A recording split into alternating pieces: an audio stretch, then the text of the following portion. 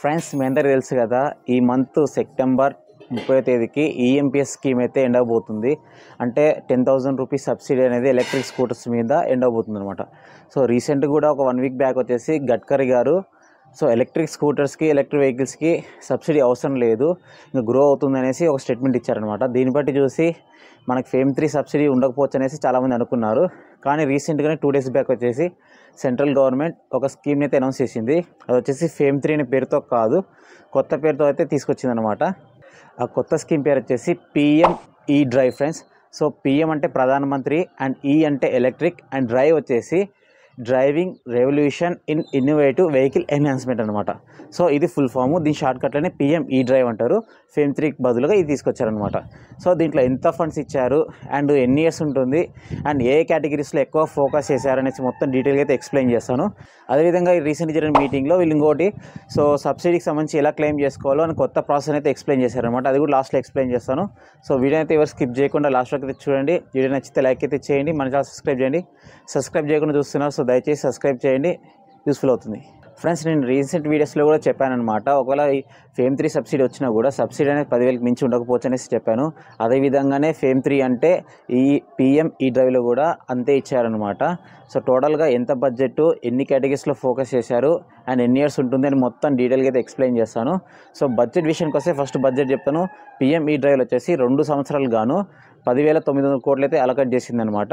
ఈ 10,900 కోట్లని 4 కేటగిరీస్గా డివైడ్ చేసి ఆ 4 కేటగిరీస్ని డెవలప్ చేయడానికి ట్రై చేస్తున్నారు అనమాట. ఆ 4 కేటగిరీస్ ఏంటి, ఆ 4 కేటగిరీస్ సంబంధించి ఎంత బడ్జెట్ అయితే ఇచ్చారనేది మొత్తం ఇప్పుడు క్లారిటీ ఎక్స్ప్లెయిన్ చేస్తాను. సో వీడియో అయితే స్కిప్ చేయకండి, చూడండి, మీకు కూడా క్లారిటీ వస్తుంది. 4 కేటగిరీస్లో ఫస్ట్ కేటగిరీ వచ్చేసి electric buses friends, and second వచ్చేసి electric 2 wheelers 3 wheelers, and next e ambulances, e trucks అనమాట. అండ్ నెక్స్ట్ థర్డ్ కేటగిరీ వచ్చేసి charging infrastructure, and fourth category వచ్చేసి టెస్టింగ్ ఏజెన్సీకి సంబంధించి అనమాట. ఫస్ట్ కేటగిరీ అయినా ఎలక్ట్రిక్ బస్సెస్ సంబంధించి అలొకేషన్ చూద్దాం ఫస్ట్. సో బడ్జెట్ వచ్చేసి 4,391 crores. ఈ బడ్జెట్ని యూస్ చేసుకొని 14,028 ఎలక్ట్రిక్ బస్సెస్ని అయితే కొంటారనమాట. అండ్ నెక్స్ట్ కేటగిరీ వచ్చేసి 2 వీలర్ 3 వీలర్ అండ్ అంబులెన్స్ సంబంధించి. దీంట్లో బడ్జెట్ అనేది ఎగ్జాక్ట్గా మెన్షన్ చేయలేదు, వెహికల్స్ ఎన్ని వెహికల్స్కి సపోర్ట్ ఇస్తామనేసి చెప్పడం జరిగింది అనమాట. ఫస్ట్ ఎలక్ట్రిక్ 2 వీలర్స్ విషయానికి వస్తే వీళ్ళు ఎక్కువగా 24,79,000 ఎలక్ట్రిక్ స్కూటర్స్ అండ్ బైక్స్ సంబంధించి సపోర్ట్ ఇస్తామని చెప్తున్నారు అనమాట. అదేవిధంగా ఎలక్ట్రిక్ 3 వీలర్స్కి వచ్చేసి 3,16,000 ఎలక్ట్రిక్ 3 వీలర్స్ సంబంధించి ఇస్తారనమాట. అండ్ నెక్స్ట్ ఎస్పెషల్లీ వీళ్ళు సపరేట్గా ఎలక్ట్రిక్ అంబులెన్స్ అనమాట, ఫస్ట్ టైం తీసుకొచ్చినారు. సో ఈ అంబులెన్స్ సంబంధించి 500 కోట్లు ఇస్తున్నారు. అదేవిధంగా ఈ ట్రక్ అనమాట, ఎలక్ట్రిక్ ట్రక్ సంబంధించి 500 కోట్లు అనమాట. సో వీళ్ళు ఏం ఫోకస్ ఇస్తున్నారు అంటే ట్రక్స్ సంబంధించి ఎక్కువగా పొల్యూషన్ వచ్చేది ట్రక్స్ ద్వారానే కాబట్టి, సో వీళ్ళకి కూడా అలొకేట్ చేస్తే కొంచెం పొల్యూషన్ తగ్గించచ్చు అనే పాయింట్ ఆఫ్ వ్యూలో ఈ ట్రక్స్కి అయితే ఇవ్వడం జరిగింది. బట్ ఇక్కడ ఒక కండిషన్ ఉంది, ఎలక్ట్రిక్ ట్రక్స్కి రావాలి అంటే వాళ్ళ దగ్గర పాత ఉంటాయి కదా ట్రక్స్, అవి వచ్చేసి స్క్రాపింగ్ అయితే చేసేయాలన్నమాట. సో ఆథరైజ్డ్ స్క్రాపింగ్ సెంటర్స్ ఉన్నాయన్నమాట, సెంట్రల్ గవర్నమెంట్ రికగ్నైజ్ చేసిన ఆథరైజ్డ్ స్క్రాపింగ్ సెంటర్స్. సో అక్కడికి వెళ్ళి వాళ్ళు స్క్రాప్ చేసి ఒక సర్టిఫికేట్ అయితే ఇస్తారు. ఆ సర్టిఫికేట్ వీళ్ళు సబ్మిట్ చేస్తే అప్పుడు సబ్సిడీ అయితే తెచ్చుకోవచ్చు అనమాట, ఇన్ కేసు వీరు ఎవరైనా సరే ఎలక్ట్రిక్ ట్రక్స్ కొనాలనుకుంటే. ఇది దీనికి సంబంధించిన అనమాట. నెక్స్ట్ వచ్చేసి charging infrastructure friends, third point వచ్చేసి. సో దీంట్లో వచ్చేసి 2,000 కోట్లు అయితే అలొకేట్ చేయడం జరిగింది. సో వీళ్ళు 2 వీలర్స్కి సంబంధించి 3 వీలర్స్కి సంబంధించి at the same time 4 wheelers and buses సంబంధించి ఛార్జింగ్ ఇన్ఫ్రాస్ట్రక్చర్ ఏ విధంగా డెవలప్ చేస్తారో ఇప్పుడు చెప్తాను. Electric 2 wheelers and next electric 3 వీలర్స్కి వచ్చేసి 48,400 ఫాస్ట్ ఛార్జర్స్ని అయితే ఇన్స్టాల్ చేయబోతున్నారు. అదేవిధంగా ఎలక్ట్రిక్ కార్స్కి సంబంధించి అంటే 4 వీలర్స్ సంబంధించి 22,100 ఛార్జర్స్ని అయితే ఇన్స్టాల్ చేయబోతున్నారు. అండ్ నెక్స్ట్ ఎలక్ట్రిక్ బస్సెస్ సంబంధించి 1,800 ఫాస్ట్ ఛార్జర్స్ అయితే ఇన్స్టాల్ చేయబోతున్నారు అనమాట. ఇక్కడ నాకు డౌట్ ఏంటంటే వీళ్ళు రిలీజ్ చేసిన జియో పీడిఎఫ్లో వచ్చేసి ఫాస్ట్ ఛార్జర్స్ ఉన్నాయి కానీ ఫాస్ట్ ఛార్జింగ్ స్టేషన్స్ అయితే లేవు అనమాట. అదొకటి నాకు క్లారిటీ రాలేదు. ఇప్పుడు చెప్పిన figures fast charging stations only fast chargers అనేది క్లారిటీ రావాలి. మీకు ఎవరికైనా ఈ విషయం మీద ఐడియా ఉంటే కింద కామెంట్ సెక్షన్లో కామెంట్ చేయండి, fast chargers fast charging stations అనేసి. నెక్స్ట్ ఫోర్త్ కేటగిరీ వచ్చేసి టెస్టింగ్ ఏజెన్సీ అనమాట. వీళ్ళకి వచ్చేసి 780 crores అయితే ఇవ్వడం జరిగింది. అండ్ ఇక్కడ ఏం చేస్తారంటే ఏదైనా సరే ఎలక్ట్రిక్ వెహికల్స్ సంబంధించి రిలేటెడ్గా టెక్నాలజీ రిలేటెడ్గా డెవలప్మెంట్ చేయడం కోసం అనేసి ఫండ్స్ ఇవ్వడం జరిగింది అనమాట. సో ఇంతకుముందు ఫేమ్ 2 సబ్సిడీ మీరు అబ్జర్వ్ చేస్తే వాళ్ళు 10,000 crores అయితే ఇచ్చారు. దాంట్లో ఎక్కువ ఫోకస్ వచ్చేసి ఎలక్ట్రిక్ వెహికల్స్ మాత్రమే ఇవ్వడం జరిగింది అనమాట. ఛార్జింగ్ ఇన్ఫ్రాస్ట్రక్చర్ చాలా తక్కువ ఇచ్చారనమాట. అక్కడ ఏమైందంటే ఎలక్ట్రిక్ వెహికల్స్ బాగా కొనడం జరిగింది, ఇప్పుడు గ్రోత్ బాగుంది. సో ఎలక్ట్రిక్ వెహికల్స్ ఎక్కువైనాయి కాబట్టి ఛార్జింగ్ ఇన్ఫ్రాస్ట్రక్చర్ కూడా ప్యారల్గా డెవలప్ చేస్తేనే యూస్ఫుల్ అవుతున్న ఉద్దేశంతో ఇప్పుడు పిఎం ఈ డ్రైవ్లో వీళ్ళు ఎక్కువ ఫోకస్ వచ్చేసి ఛార్జింగ్ స్టేషన్స్లో కూడా పెట్టడం జరిగింది అనమాట, ఛార్జింగ్ ఇన్ఫ్రాస్ట్రక్చర్లో. అండ్ ఓవరాల్గా మీరు అబ్జర్వ్ చేస్తే కూడా వీళ్ళు ఎక్కువ ఫోకస్ చేసింది కూడా పిఎం డ్రైవ్లో కూడా electric buses friends. So electric బస్సెస్కి ఎక్కువ అలొకేషన్ జరిగింది అనమాట. దగ్గర 4,391 crores అయితే అలొకేట్ చేయడం జరిగింది.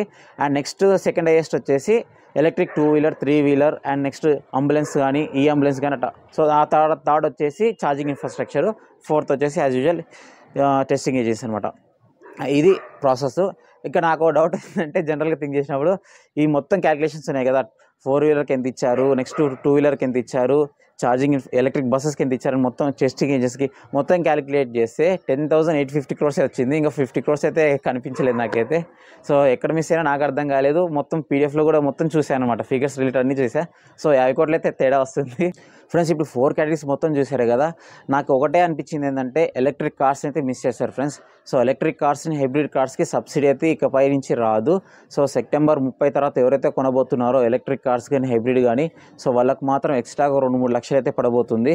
సో ఇదొకటి బ్యాడ్ న్యూస్ అనమాట. ఎందుకంటే ఎలక్ట్రిక్ కార్స్ కూడా ఇచ్చింటే బాగుండు అనిపించింది నాకైతే పర్సనల్గా. ఎందుకంటే at least electric cars owners commercial purpose అంటే ఎల్లో బోర్డు అన్నీ ఇచ్చింటే కూడా సో దాని మీద డిపెండ్ అయ్యే వాళ్ళకి యూస్ఫుల్ అవుతుందని ఎక్స్పెక్ట్ చేశాను నేను. బట్ ఏమంటే ఓవరాల్గా ఎలక్ట్రిక్ కార్స్ మొత్తానికే తీసేశారు. సో ఇదొకటే చిన్న మైనస్ అనిపించింది నాకు ఈ PM ఈ డ్రైవ్లో.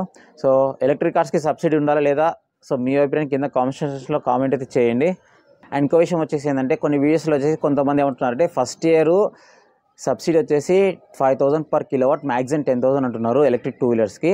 అండ్ సెకండ్ ఇయర్ వచ్చేసి 2,500 per kilowatt అండ్ మ్యాక్సిమం వచ్చేసి 5,000 అంటున్నారు అనమాట. సెకండ్ ఇయర్కి వచ్చేసి 5,000కి రెడ్యూస్ చేస్తా అంటున్నారు.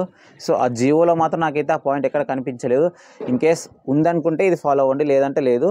అండ్ నెక్స్ట్ మీకు ఈ పాయింట్ మీద క్లారిటీగా ఒక ఐడియా ఉందంటే కింద కామెంట్ సెక్షన్లో చేయండి. అంటే సెకండ్ ఇయర్కి రెడ్యూస్ అవుతుందా లేదా అనేసి మీకు కన్ఫామ్గా తెలిసింటే కింద కామెంట్ చేయండి, మిగతా వాళ్ళకి యూజ్ అవుతుంది. అండ్ నెక్స్ట్ వచ్చేసి మేజర్ చేంజ్ వచ్చేసి సబ్సిడీని క్లెయిమ్ చేసుకునే ప్రాసెస్ కూడా మార్చడం జరిగిందన్నమాట. ఇప్పటివరకు ప్రాసెస్ ఎలా ఉందంటే, ఫర్ ఎగ్జాంపుల్ నేనే ఎలక్ట్రిక్ స్కూటర్ కొనాలనుకుంటా, షోరూమ్కి వెళ్తాను. ఫర్ ఎగ్జాంపుల్ టీవీఎస్ఏ అనుకోండి, ఐక్యూబ్ షోరూమ్కి వెళ్తాను. అక్కడికి వెళ్ళి నా ఆధార్ నెంబర్ ఇస్తాను.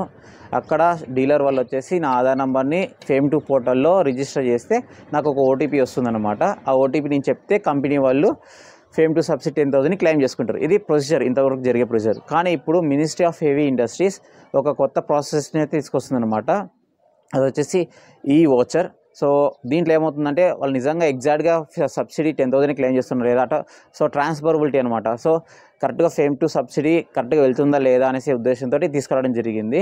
అండ్ నెక్స్ట్ ఇది ప్రొసీజర్ ఎలాగంటే, ఫస్ట్ మనం బండి కొన్నికి వెళ్తాం ఇప్పుడు కొత్త ప్రాసెస్ ప్రకారం. సో అక్కడ ఎలా అవుతుందంటే PM ఈ డ్రైవ్ పోర్టల్లో నా ఆధార్ నెంబర్ని రిజిస్టర్ చేస్తారనమాట. సో నాకు ఒక మెసేజ్ అయితే వస్తుందన్నమాట, ఈ వాచర్ డౌన్లోడ్ చేసుకోమని. ఆ ఈ వాచర్ని డౌన్లోడ్ చేసుకొని అక్కడ మొత్తం టర్మ్స్ అండ్ కండిషన్స్ అన్ని చదివి సిగ్నేచర్ చేయాలి.